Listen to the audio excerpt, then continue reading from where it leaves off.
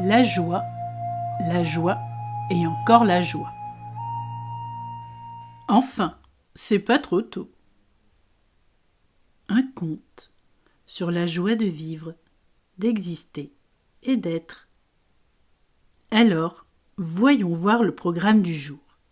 Entre la peur, le désespoir et la reine des abeilles, qui ne s'est pas encore piquée alors qu'elle devrait déjà savoir, dans son esprit de travailleuse surannée des temps passés et du présent, à vrai dire. Il est maintenant le temps d'apporter de la joie à tout ce petit monde. Et commençons donc par le début, le fameux « Il était une fois ». Il était une fois une petite fée que nous nommerons Aziphaë.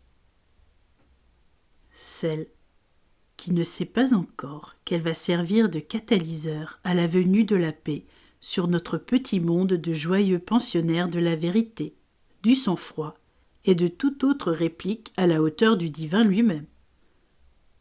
Il s'en fallut de peu pour que notre cher Hermès oublie d'en appeler à sa marraine la fée, pour enfin apercevoir le bout du tunnel de la honte familiale. Il n'avait encore rien compris à tout cela, lorsque la lune elle-même lui demanda de faire appel à sa fée préférée. Celle qui ignore les indigents du mal-être permanent et aide ceux qui veulent bien lui rendre l'appareil de temps en temps. Et là, Hermès n'avait encore rien compris au message de paix que venait de lui envoyer la lune.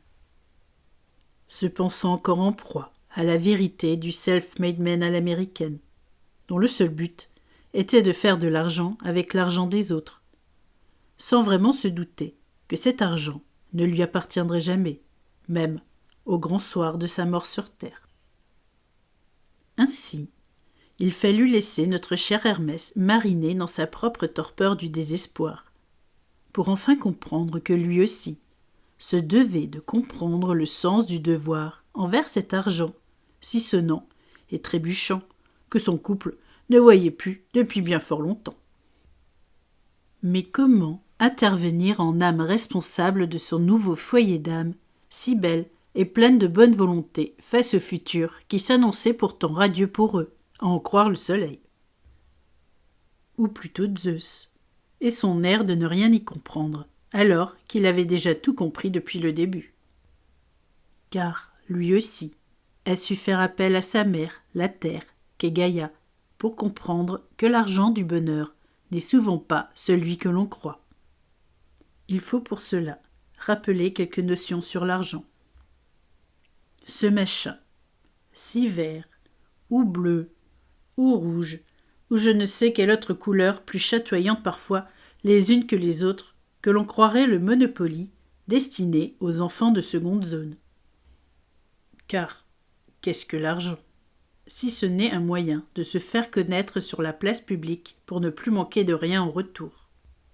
Ben voyons, est-ce que l'amour du pleutre pour l'argent lui a amené le bonheur? Je ne le pense pas de sitôt. Ainsi, il serait bon de parler de la valeur travail. Eh oui, me voilà avec ma casquette de comtesse pour les pauvres et pour les riches, alors que la vérité vient plus entre la distinction grand et petit, comme mes contes. Il s'adresse aux grandes personnes, comme aux petites gens, qui sont souvent bien plus grands qu'ils ne le pensent. Mais, enfin, comtesse, où veux-tu en venir par valeur travail et argent gagné sereinement et en toute bonne honnêteté?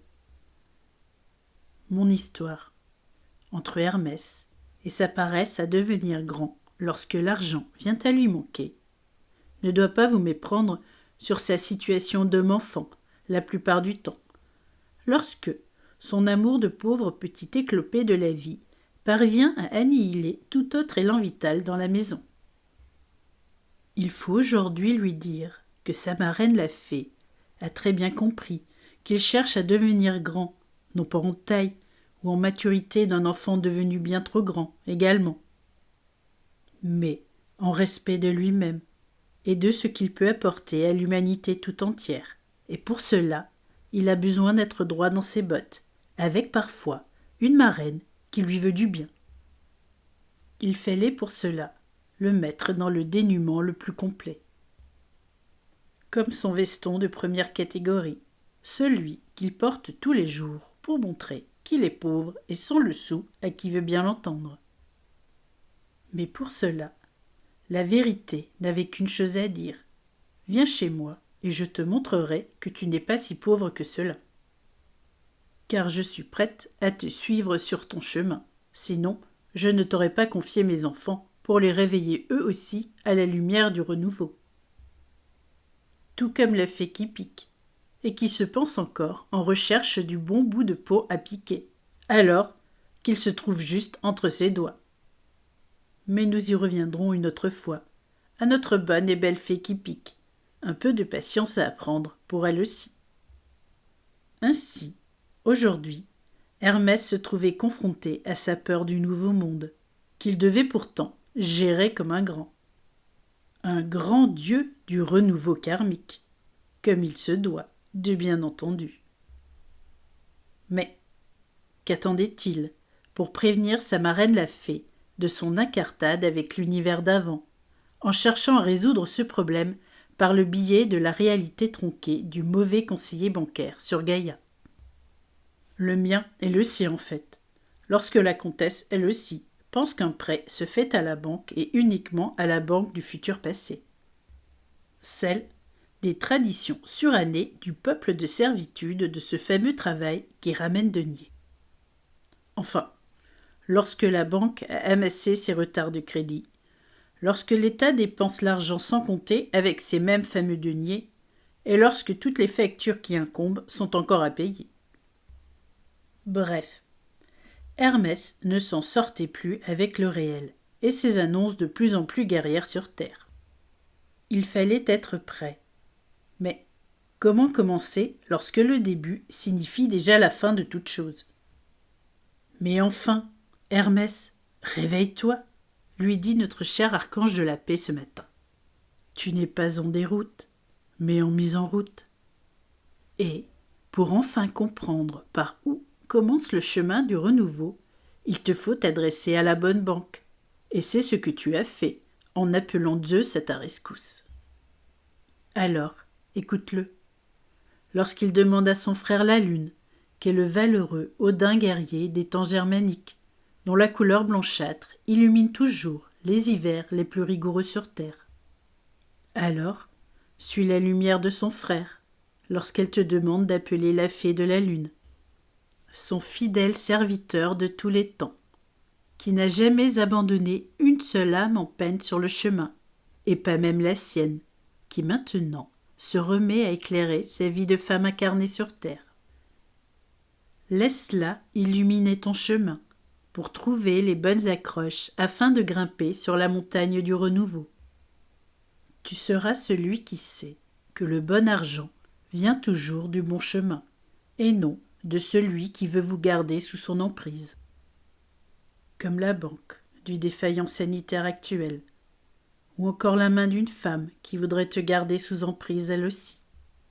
Voici ta renaissance. Donc, ton véritable chemin de vie a débuté sur Gaïa. Tu n'es encore qu'une petite âme, puisque à peine venue au monde. Alors, laisse-toi être aidé par la femme, qui compense la mort ou l'inexistence matérielle d'un parent inapte à le faire. Sois paix, amour et vérité, lui disait encore cet archange, qui cherchait, lui aussi, son chemin.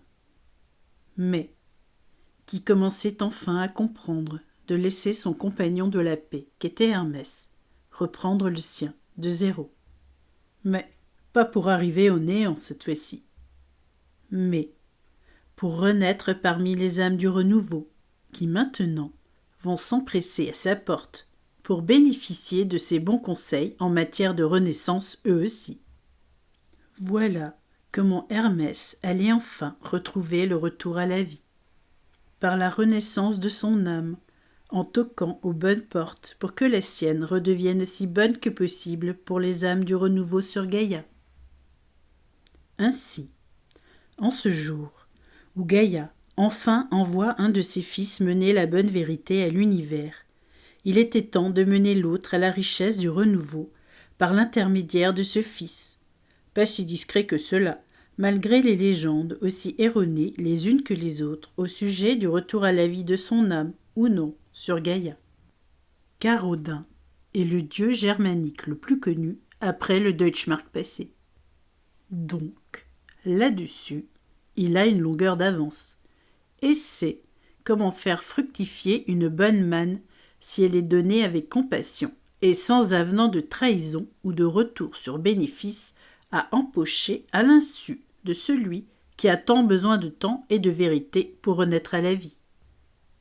Ainsi, Hermès comprit enfin que le denier n'était ni signe de faiblesse ou de bonne fortune sur la place publique, mais juste un moyen de devenir ce que l'univers attendait de lui.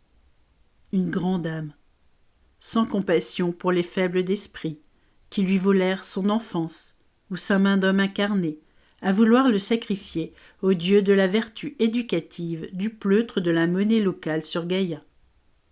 Mais une âme pleine de sens, à présent que la lune lui redonnait le sens du bon argent à faire fructifier, pour enfin devenir le grand homme à qui la comtesse s'adresse si souvent. Car nous, les petites gens, devons souvent souffrir de l'incompréhension des dieux du renouveau de leur propre mission d'âme sur Gaïa, ou la terre de nos ancêtres communs, la plupart du temps, sur notre socle de vérité, à nous aussi. Ainsi s'achève la mort et la renaissance d'Hermès, au pied de notre propre peur du lendemain, à nous confier au mauvais Dieu, lorsque la lune nous dit toujours de se fier à elle et son sens du temps et de l'argent.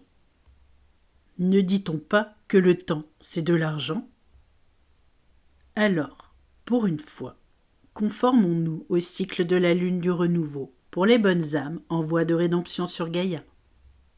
Et non à la lune du tout venant, qui brille sur les marches d'une banque bien peu prompte à se faire mécène de la vérité ou du bonheur de qui que ce soit.